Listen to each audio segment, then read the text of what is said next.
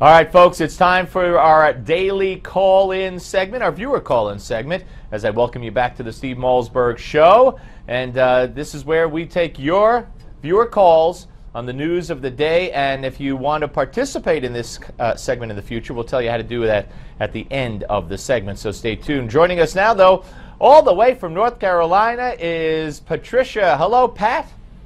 Hi, how are you? Good, thanks for participating. Well, appreciate it. Yes.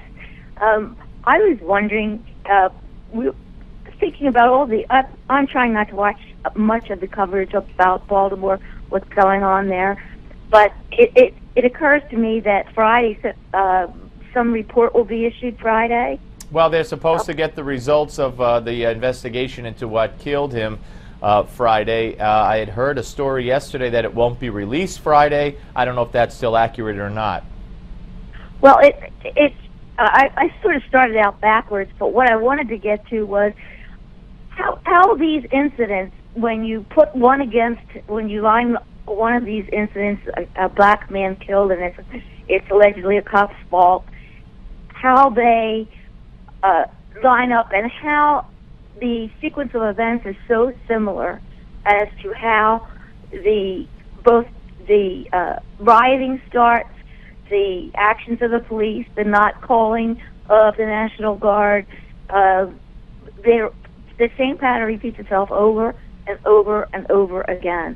And I have to wonder if this isn't part of a larger plan by a party operative to keep the discussion off the scandals of the Clintons and the Iran deal and other things. Well, yeah, I mean, I don't know how, obviously there was a man who was killed. We don't know how or why yet, and that's the whole thing. Everything's being done properly. The investigation's underway, and you hear all kinds of excuses for these riots, everything from, blacks are sick of the police to poverty and to, the schools stink. To, all these things are brought up. But we just don't know yet, and it would be hard to orchestrate, certainly, the killing of a man by the police, but to take advantage of that, because it's a lot of outside influences. I wouldn't put that past some organization that, that tries to hijack the narrative from the news media. Absolutely. Pat, always good to talk to you. I thank you very much. Got to move on to Marshel from the great state of Florida. I believe, Marshel, you have a law enforcement background. Thanks for weighing in. Yes, sir. Thanks, Steve. I appreciate it. Yes, sir, I do. I'm retired law enforcement. Also have my degrees in Homeland Security, counterterrorism, and the criminal justice aspect of it. Well, yeah, go ahead. The topic I was wanting to hit on today was about the Baltimore riots and how it was handled. Or yeah, please do. Some might say not handled by the leadership. The majority of the damage and the people terrorized by the whole situation could have been greatly minimized, number one, by swift, decisive action by the leadership when it first began.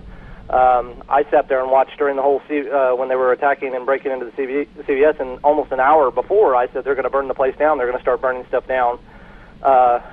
Also something that probably won't be very popular with many of the bureaucrats, that I think were tying the hands of the actual agencies that should have been in charge there, instead of people that really, I don't think just because you're mayor or governor or some other administrative bureaucrat, I don't believe that gives you, even though you may trump in rank, it doesn't give you the training and the right to tell the people that have the specialized training when they can and cannot act if they're following protocols and standard operating procedures. Right. Well, even yesterday during the curfew, it was an hour, before they stood there and they did not move in at 10 o'clock. Now, some might say that strategy worked. There were only about 10 arrests and people went home. It was peaceful for the most part. But if you're going to have a 10 o'clock curfew and there's people on the streets taunting you at 10 o'clock, I would think you would move in, but they didn't.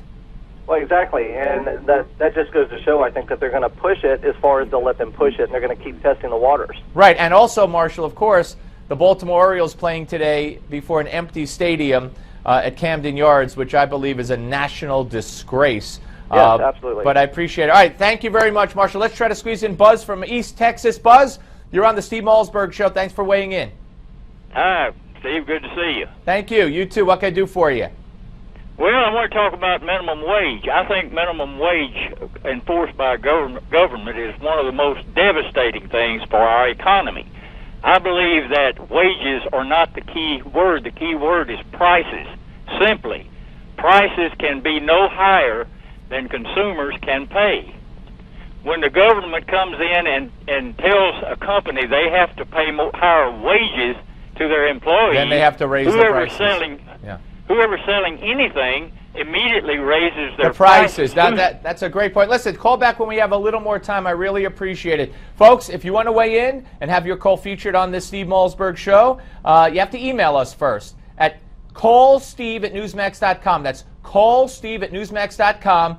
Tell us how to contact you. We'll set it up and hopefully get you on and hear from you. Linda Chavez is next. Don't go away.